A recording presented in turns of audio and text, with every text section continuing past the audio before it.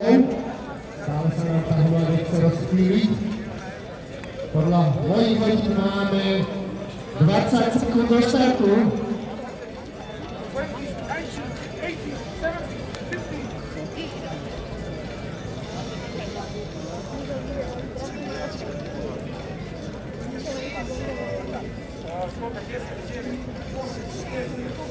Päť sekúnd. Pripravení.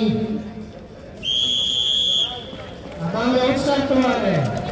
43. ročník silvestrovského behu zdravia Romúdka je odštartované.